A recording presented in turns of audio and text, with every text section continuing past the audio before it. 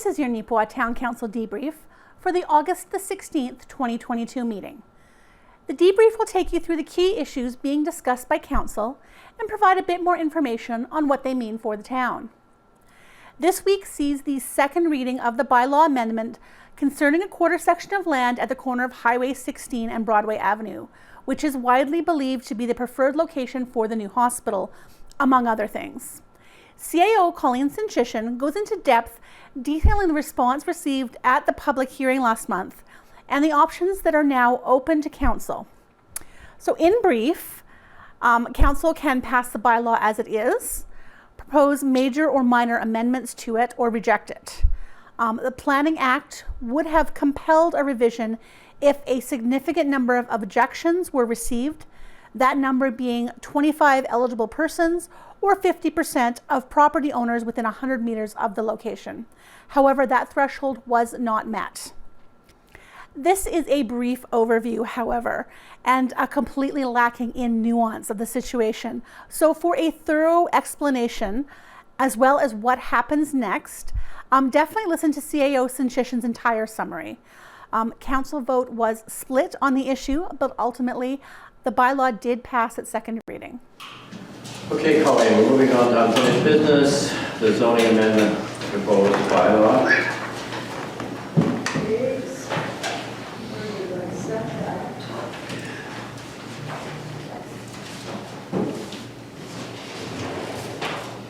Okay, so as you all know, we had a public hearing on July 19th, I believe it was, and we did have representation from the public bringing forth concerns and objections.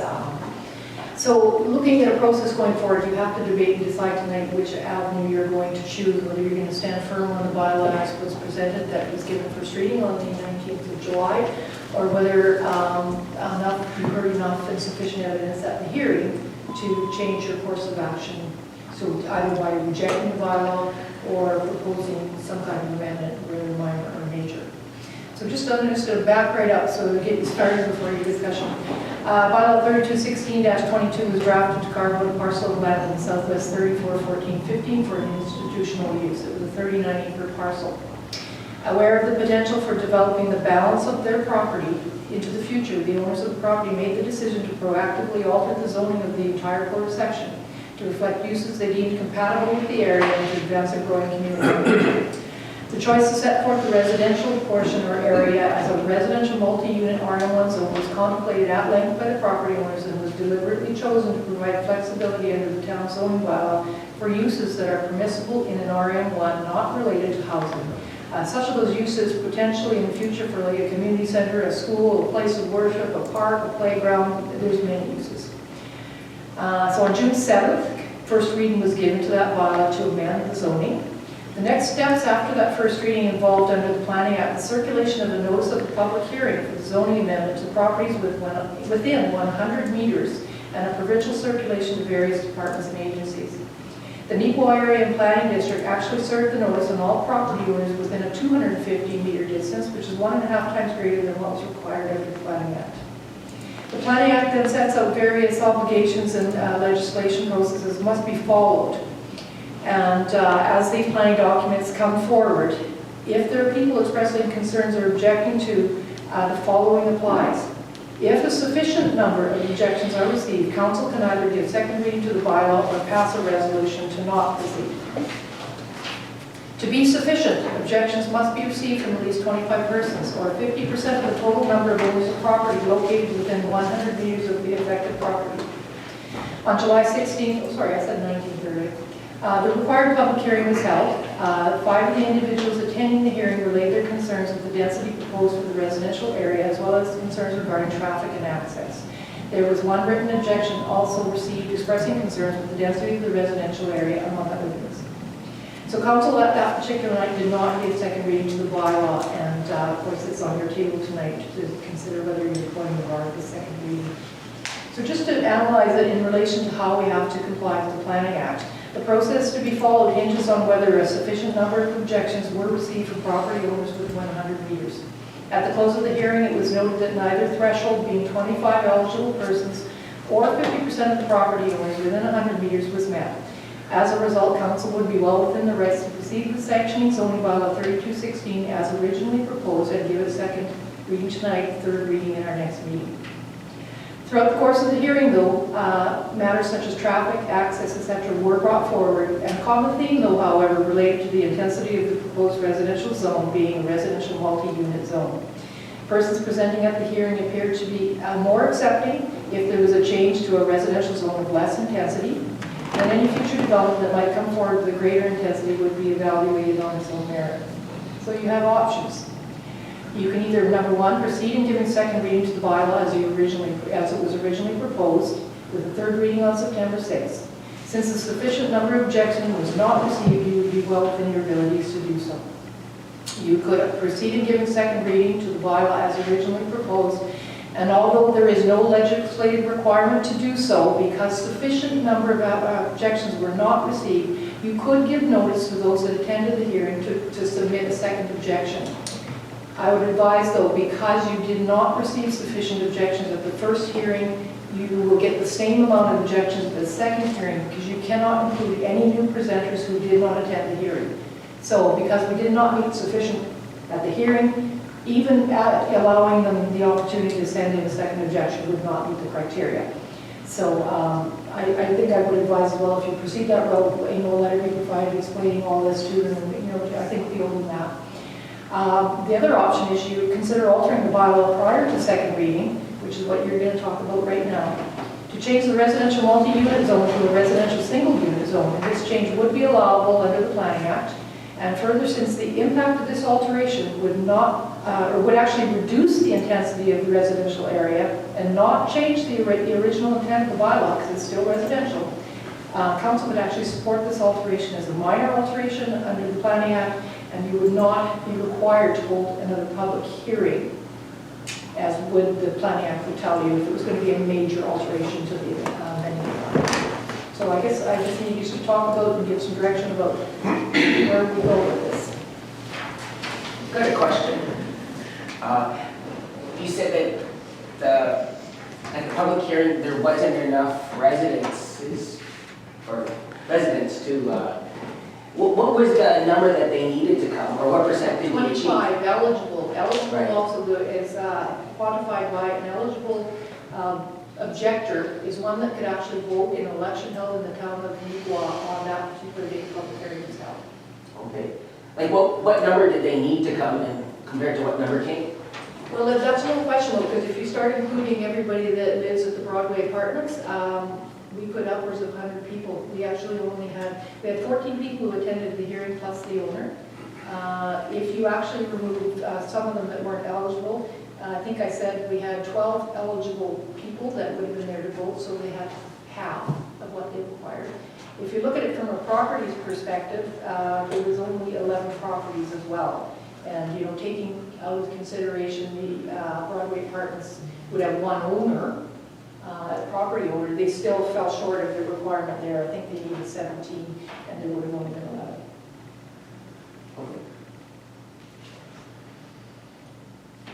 Okay, who would like to speak to this?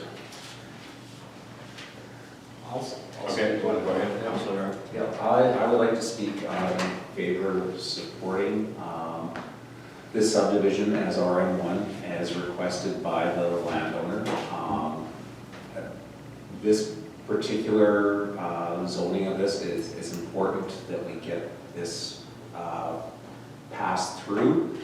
This whole, in terms of zoning of the property, because it has large implication on the overall development. When we take the institutional area as well as the RM1 area, and there are some time constraints that we have to meet. I look at the RM1 providing great flexibility to the area, although there is absolutely at this point no subdivision applications being made on that said property.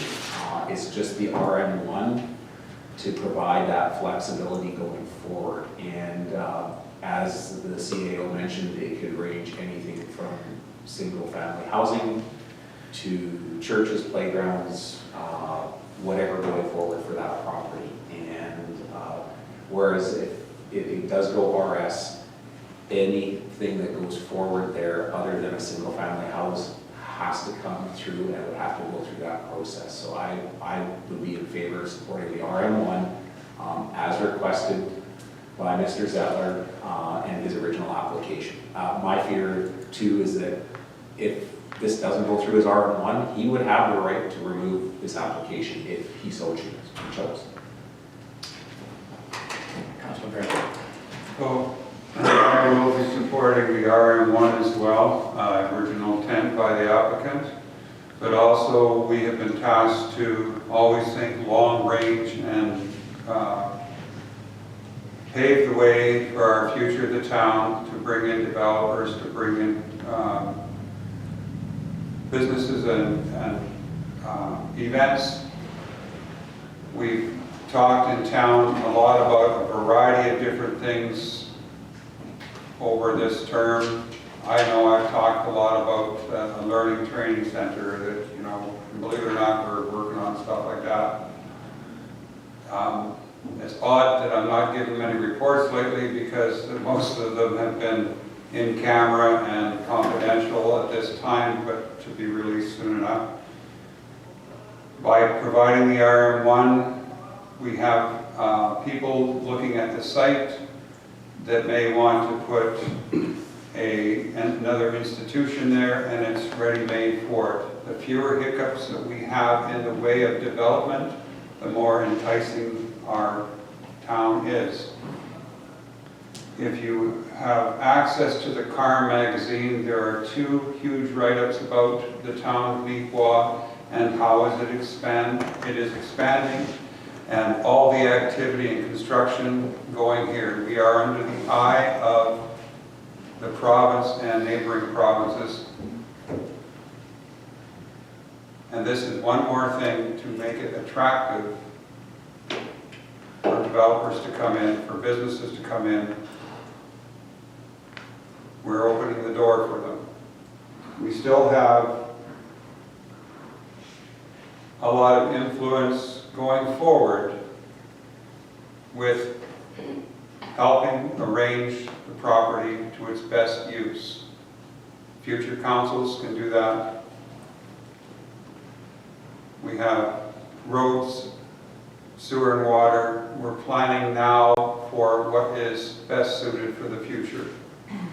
So in going with RM1, I totally believe that that is what we are still doing. Okay, thank you, Murray. Anybody else? Mayor.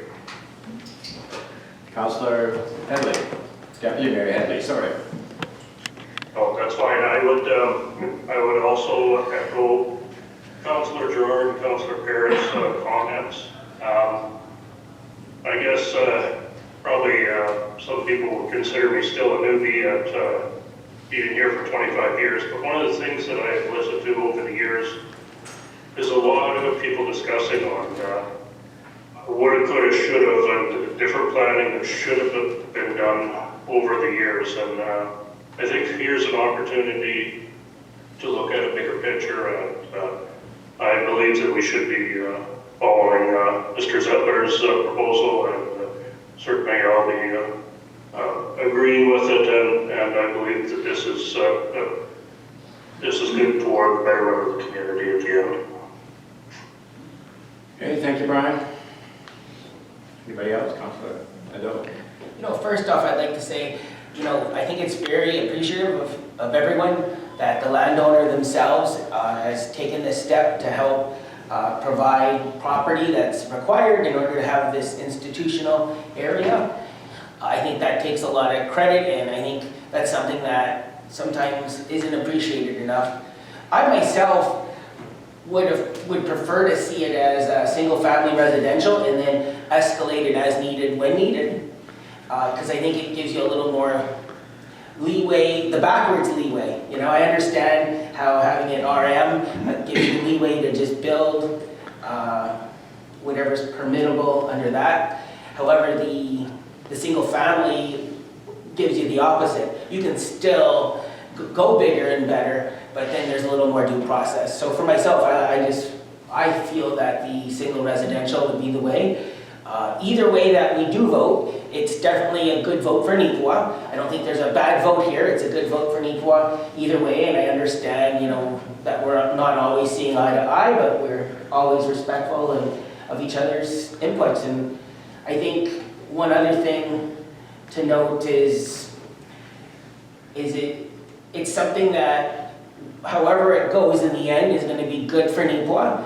And it's going to be something that public hearing that we heard from residents, and the residents have made it known that they want to watch how everything's developed in the future regardless, just to make sure that traffic isn't a concern, and also that the density of population in that area.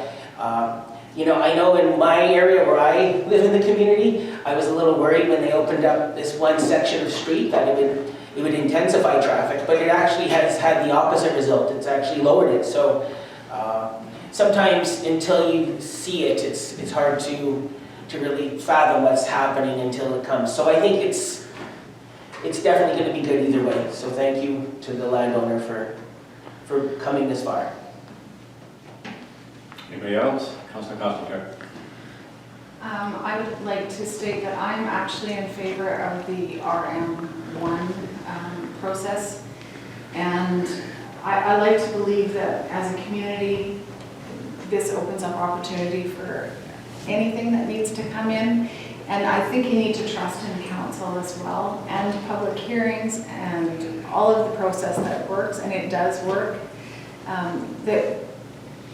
The planning is a long way off, and we, as council members, they're going to put things that are desirable and that are needed in the community. I like to have faith in that that's going to happen in the future. Councilor Lindo, I agree with you. Either way, it's an opportunity for Neepawa, it's growth for Neepawa, and that's what we want to see.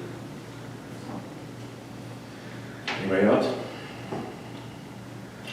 Okay, I guess as mayor, I only get one vote too, like everybody else, but I would like to say I agree with Councilor Nadeau.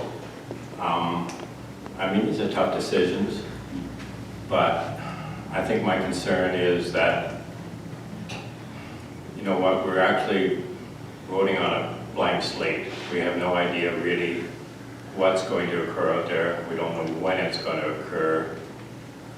I know you should trust your council, I agree with that, but we won't always be here. And I think it would be, from my point of view, I believe we should give councils going forward the best opportunity to make the decisions that they want. And I believe that by not turning it back to what Jason suggested, residential, I think we're tying the council's hands on what they can do. But that's just my position. I know you can argue it both ways. You're right. We are a growing community. We definitely have a need for lots of important buildings that need to occur in this town. But I just think that we had the opportunity to know what was going to go there and then have the public hearing and then do it. This way we've actually signed off on what's going to go there, and we will have less input than we could if we had to have another public hearing. But you're right, we're 7 people, and we're going to have a vote later this evening, and it'll be what it is. So thank you. Okay, we are down to what we discussed earlier this evening, amend the zoning SF-34-14-15 West in regards to what did we decide? What's the M1? Leave it as it was at first reading. RM1, yes. Okay, I think we've all had our discussion. I don't think there's probably anything to add. So we'll move forward with that resolution, moved by Councilor Parrott, seconded by Councilor Gerard. Be it resolved that bylaw number 3216-22 being a bylaw of the town of Neepawa to amend the town of Neepawa zoning bylaw number 3184-18 now be read for a second time. All in favor? Brian, Deputy Mayor, yes, and opposed. That motion is carried. In very welcome news, the province announced that Neepawa will be receiving $4.2 million in combined provincial and federal funding towards the new wastewater treatment system. The town applied for this money over 3 years ago, and you may recall from the town's budget that it was money they were hoping for but was not confirmed until now. So this is not the entire cost of the project. However, it will take significant pressure off of ratepayers. And Colleen? Some great news. Okay, good deal. So on August 8th, the Honorable Dan Van Dale, Minister of Northern Affairs, Minister responsible for Prairie Economic Development Canada, and Minister responsible for the Canadian Northern Economic Development Agency and Member of Parliament for St. Boniface, St. Vital, on behalf of the Honorable Dominic LeBlanc, Minister of Intergovernmental Affairs, Infrastructure and Communities, and Manitoba Labour, Consumer Protection and Government Services Minister Reg Haller announced more than $34.4 million in funding for 10 wastewater and waste management projects in Manitoba. Among these projects, and I'm not going to read that out, I will be here forever, is the wastewater treatment system in Neepawa. It will be expanded and upgraded to increase capacity to treat and manage wastewater and stormwater. The federal and provincial investment of $4.2 million combined involves implementing a moving bed biofilm reactor system, upgrading the treatment building, and adding a lab, among other works. So it's nice to be one of 10 approved projects, and just to break that down a little bit, the $2,283,000 will come from the federal government at 40% of the project. The province is going to put in $1.9 million for 33.33% of that, and the municipality is responsible for 26.67% of the project. So if you look at it on a dollar basis, we're putting in almost 27 cents on every dollar spent on this project, which will be $5,708,500. This is the Investing in Canada Infrastructure Grant. And we've been waiting 3 years since our application, since we put it forward as an idea and the heads of the project sponsors, and it was so nice to get this. So I'm needing a resolution that we get this contract signed and waived and get on with it. Okay, any questions, any comments? Yeah, no, it's great news, yes, Councilor Turner. I just want to comment that, I mean, with this announcement, it takes away the need for the town to venture a greater portion of this project, so it has huge long-term savings to the ratepayers. There's still a problem after the venture, but we have different routes of how Yes. we will focus this now. It's such a huge savings to the community. Yeah. So it's nice. Okay, we will move forward with that resolution. Move by. Seconded by Councilor Constantine. Be it resolved that we approve the signing of Investing in Canada Infrastructure Program Contribution Agreement GIS-EQ-1018 as related to the Neepawa Wastewater Treatment System Upgrade and Expansion Phase 2 project. All in favor? Carried. Finally, the town will be applying to the Flood Mitigation Preparedness Program. CAO Sinchishan is able to clarify here just what we can and can't do when it comes to flood mitigation and the restrictions around working with existing waterways, of which there are many. Okay, Mitigation Preparedness Program. So this is a program that came out actually kind of in conjunction with the 2020 flood. And what it basically is the province has recognized that with the increase in occurrences of precipitation and rain and storms and flooding and whatnot, they decided that they need to put a program in place so that municipalities can start to mitigate and prepare for future disasters or occurrences of similar like. So in 2020, we actually made an application to this program. And what it is monies. When you file a disaster claim, you are required to pay your deductible under your insurance program, which in the case of these types of instances is $100,000. So our very first claim that went in, because it was a little bit smaller, because as we all know, we have large projects, but we couldn't mitigate very much on the front end because we needed engineering reports and design teams to look at our projects. We ended up getting, I think it was around $37,000 in the first instance. We have since sent in an application to apply under the 2022 flood intake as well. We had actually, our manager of operations actually toured the engineers around, I think, 12 sites last week. We will be putting in another application to be able to get back that portion of our deductible that way we have to pay so that we can invest it again in mitigation and protection programs on behalf of Neepawa. So we just need a resolution of support to make that happen. Any questions, any comments? Yeah. Are there, like, have we flagged all the areas that repeatedly flood in Neepawa? Like, we know Lions Riverbend Park floods continually.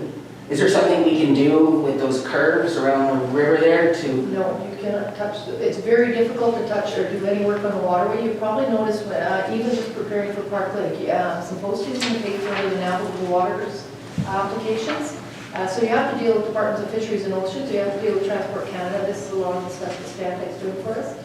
There's certain type periods of the year and timing that you cannot enter the waterway or perform any works in there. You can't look at a fish sideways, you can't touch anything in there, pick up a shell. They have a lot of rules, let's just say it that way. So no, there would be no alteration. Also to be noted under the disaster money is you cannot remediate beyond what you have.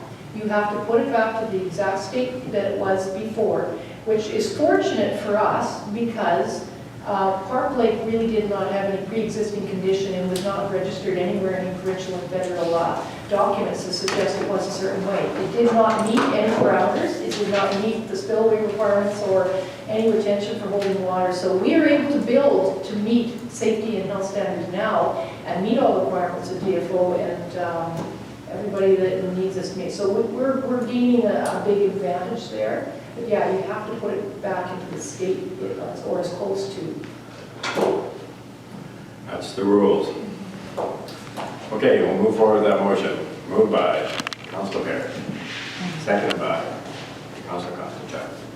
Whereas the town of Neepawa sees the benefits of applying to the Mitigation Preparedness Program MPP to direct the DFA deductible towards building local resiliency against extreme weather events and enhanced disaster mitigation and preparedness. Therefore, be it resolved that the Council of Town of Neepawa support an application to MPP to continue the mitigation efforts in the areas of the community that continue to be at risk of flooding. All in favor? Carried. Also covered were the hiring of retired RCMP Sergeant Mark Morehouse as the new town bylaw enforcement officer, an update on paving projects around the town, mobile home licensing fees for 2023, an application for a service delivery review for the Yellowhead Center, and a single home subdivision application. You can view end-to-end coverage of the Town Council meeting elsewhere in the NACTV schedule, including immediately following this. We welcome your feedback on this program, and if you have questions or items that you'd like to see clarified or discussed, you can reach us at 204-476-2639 or by email at nactvnews@gmail.com. Thank you for joining me, and I hope to see you next time.